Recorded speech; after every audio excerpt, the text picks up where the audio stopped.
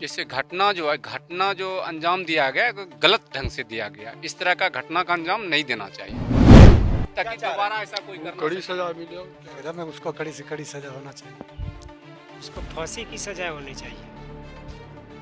फांसी की सजा होनी चाहिए। फांसी की सजा होनी चाहिए।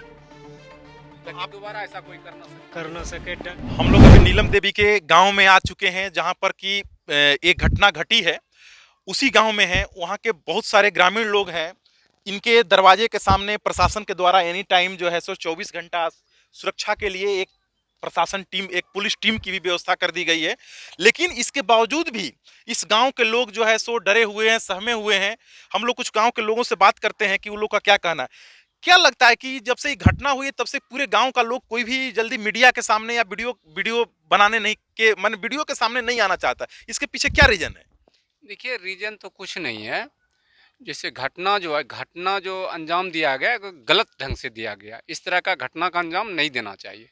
अगर आपको कोई दुश्मनी था तो इस तरह का हत्या हम लोग पहली बार देखे हैं। अच्छा, और ये एक बेरहमी से प्रशासन बोल रहा है कि यहाँ पर जो है सो इनके द्वारा कुछ पैसा लेन देन के मामले, कभी आप भी ऐसा सुने हैं क्या? देखिए सर, वो मन की बात तो कोई नहीं बता सकते कि जैसे कारोबार समाज में रहते हैं तो आपसे मेरा लेना देना है, उनको उसकी जरूरी पड़ने के बाद कोई किसी से ले दे सकता है। अच्छा, आप लोग कभी ऐसा सुने थे कि कोई पैसा लेन देन उनसे हुआ है? नहीं, हम लोग तो नहीं सुने। आप सुने थे? नहीं नहीं नहीं। आप सुने थे? न हम लोग भी नहीं सुने हैं। अच्छा बाबू, आप लोग कभी सुने थे कि उनके द्वारा उनको पैसा दिया गया है?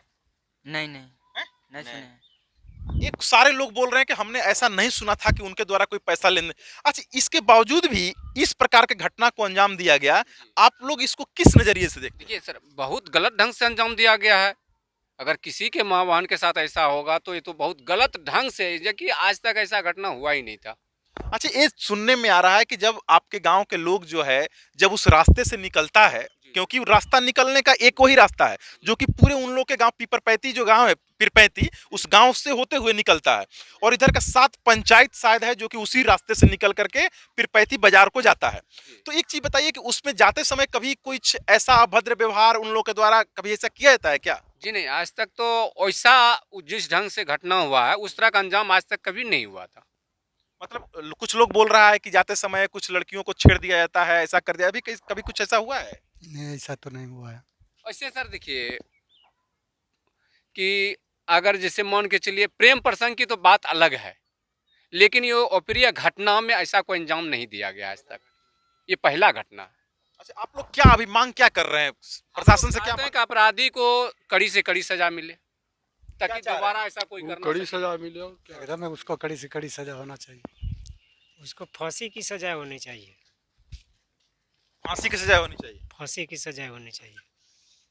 ताकि दोबारा ऐसा कोई करना सके। कर ना सके डर। देखिए, सभी लोगों का कहना है कि उस अपराधी को फांसी की सजा होनी चाहिए ताकि कोई ऐसा इस प्रकार के घटना को अंजाम देने से पहले किसी की रूह कांप जाए।